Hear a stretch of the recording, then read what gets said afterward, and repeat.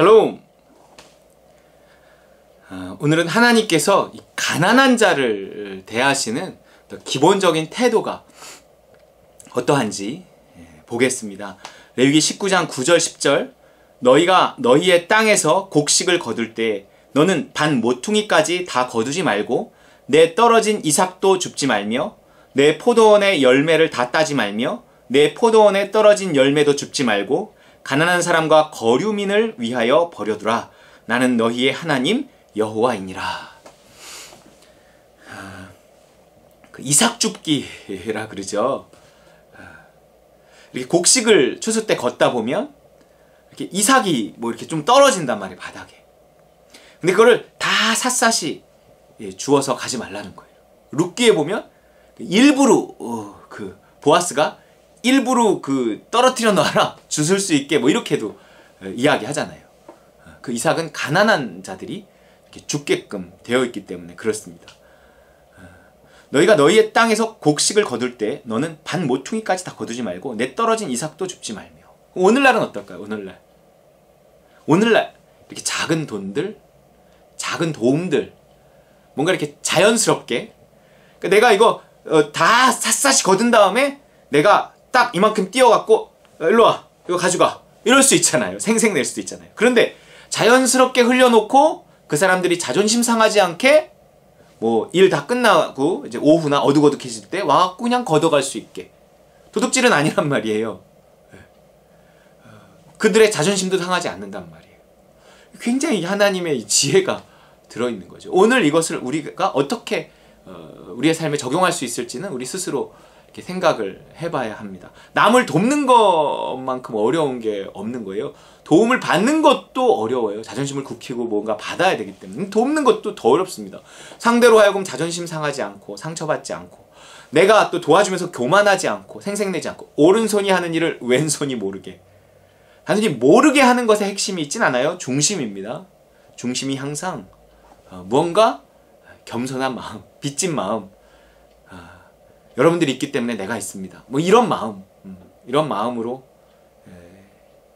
이제 해야 된다는 거예요.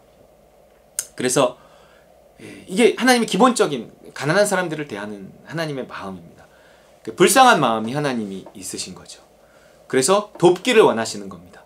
그럼 그냥 하늘에서 뭐 떨어뜨리면서 주면 되잖아, 가난한 사람들에게. 아니에요. 이게 우리가 우리의 손으로 이 가난한 사람들을 도울 필요가 있다는 겁니다. 하나님께서 우리의 손에 능력을 주셔서 우리로 하여금 이렇게 수확하게 하셨을 때, 벌게 하셨을 때 그 중에 일부는 내게 아니라는 생각을 가져야 한다는 거예요. 그래서 또한 교회에 뭐 11조나 기타 다른 헌금들을 하는 것이고, 교회는 또한 그것을 가지고 교회를 유지시키는, 특히 현대교회는 그런 것들이 없으면 유지되지 않습니다. 하면서 동시에 또한 목회자의 생활을 또한 책임지면서 동시에 또 가난한 자까지 우리가 교회를 통해서 이렇게 할 수 있어야 된다는 거예요. 내가 직접적으로 하는 것도 좋지만 교회를 통해서 하는 것이 이삭 줍기와 같은 효력이 있습니다. 내가 직접 주면 서로 부담이 있어요. 그 사람은 또 자꾸 갚으려고 한단 말이에요. 이렇게 자존심도 상할 수 있지만, 나는 또 어떻게 남을 돕고 나면 내 앞에서 저 사람은 항상 가난한 사람처럼 하고 있어야 되는 그런 게 있어요. 예를 들어 나는 저 사람을 돕는다고 도왔어. 안 쓰고 도왔어. 근데 저 사람이요, 어느 날 나보다 더 좋은 신발을 신어, 더 좋은 백을 매. 이러면 화가 나는 거예요. 뭐야 쟤는. 이렇게 되는 거예요. 그렇기 때문에 내가 직접 돕는다는 것은 사실은 쉽지 않습니다. 그것은 잘못하면 내가 망가질 수 있고요, 문제가 생길 수 있어요. 그러니까 마치 이삭 줍기처럼 몰래 떨어뜨려, 누가 주워간지도 몰라. 근데 가난한 사람들이 알아서 주워가는 거죠. 우리가 교회를 통해서 구제를 할 때 그럴 수 있는 것입니다. 사실은 우리도 이렇게 구제에 동참해야 되는데 별로 그러고 있지는 못하지만, 우리가 선교뿐만 아니라 이렇게 구제하는 일도, 가난한 사람들을 돕는 일, 이것도 교회가 분명히 해야 될 일 중에 하나라는 거예요. 10절 내 포도원의 열매를 다 따지 말며 내 포도원에 떨어진 열매도 줍지 말고. 아깝잖아요. 야 이거 주스면 내 수입이 되는데. 그런 마음으로 살지 말라는 거예요. 아주 그런 짠돌이 같은 마음, 좀 여유 있는 마음. 내가 좀 덜 써지 뭐, 내가 좀 덜 먹지 뭐, 그냥 또 세금 낸 거라고 생각하지 뭐.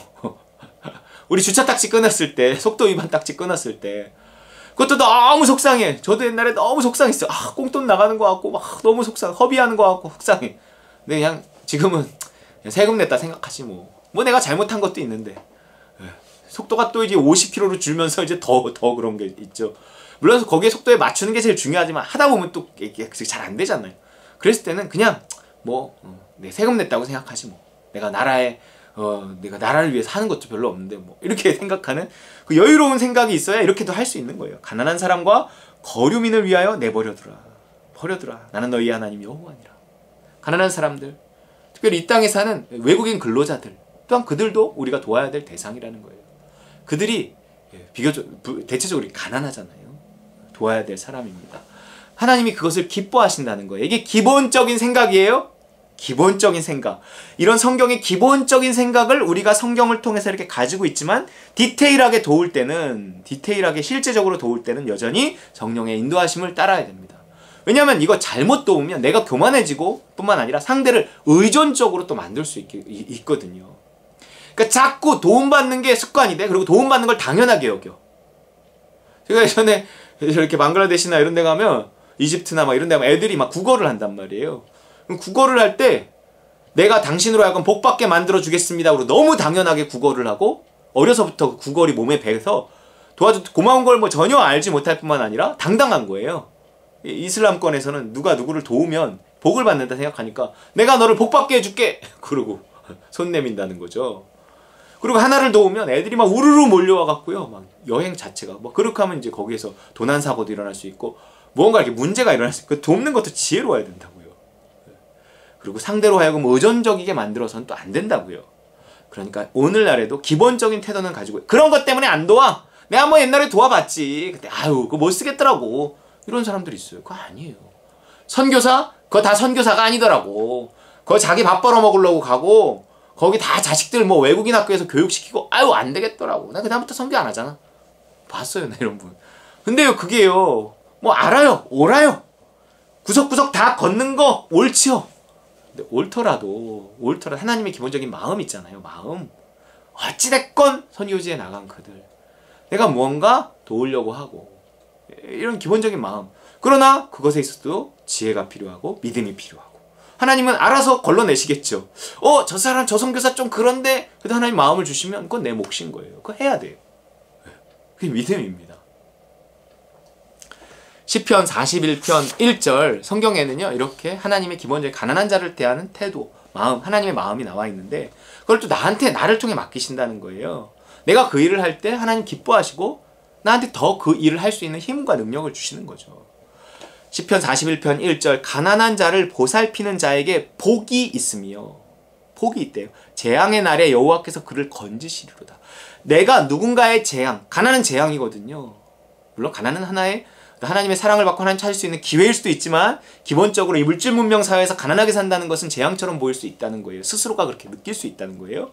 내가 그를 도우면 재앙의 날에 내가 건져준 거잖아요. 그러면 황금률 받고자 하는 대로 해주라. 하나님께서 그 사람이 나를 돕지 못하니까 내가 힘들 때 그 사람이 나를 건져주지 못하니까 대신 하나님이 나를 건져주신다는 거예요. 그게 복이라는 것입니다. 복이. 가난한 자를 보살피는 자에게 복이 있으며 복 받으려고 하는 어떤 거래적인 생각보다는 내가 하나님을 사랑하는, 그래서 하나님의 뜻은 무엇이든지 좀 행하려고 하는 기본적인 마음이 있을 때 가난한 자를 향한 하나님의 태도가 이러니까 내가 사랑하는 사람이 있어. 근데 내 사랑하는 사람이 항상 가난한 사람을 챙겨. 그럼 내가 이 사랑하는 이 사람 때문에라도 같이 챙기는 그런 마음이죠. 하나님이 날 사랑하시고 내가 하나님을 사랑하는데 하나님이 가난한 사람에게 대한 마음이 있어. 그럼 내가 하나님과 더불어 이 사람을 챙기고 싶은 마음이 생기는 거죠. 그런 마음으로 도와야죠. 잠언 22장 9절 선한 눈을 가진 자는 복을 받으리니 이는 양식을 가난한 자에게 주민이라. 선한 눈이 있어야 돼요. 째려보고 신랄하게 하고 저는 도움 안 돼. 뭐 이런 거 별로 복되지 않습니다.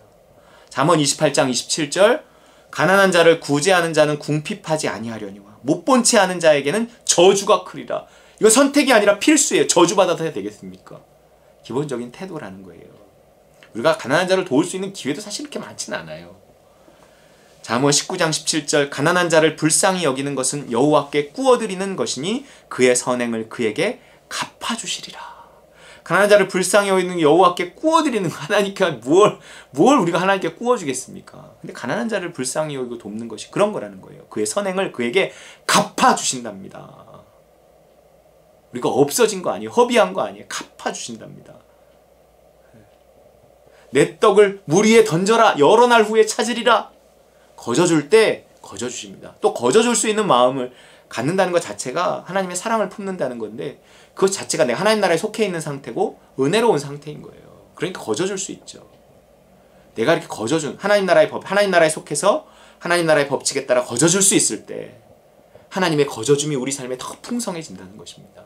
우리가 가난한 사람에게 거저줄 수 있는가를 보면서 내가 지금 하나님 나라에 속해 있는가 아닌가를 알 수 있어요. 내가 매매의 법칙 아래 여전히 있는가, 하나님 나라 안에 속해 있는가를 알 수 있다. 거저줌의 법칙을 통해서. 그래서 가난한 자를 돕는 것을 통해서 스스로를 점검할 수 있는 거예요. 가난한 자를 돕는 자, 보살피는 자, 선한 눈을 가진 자, 구제하는 자, 불쌍히 여긴 자 되어서 하나님의 복을 받아 누리는 저 여러분 되시기를 주의 이름으로 축원합니다.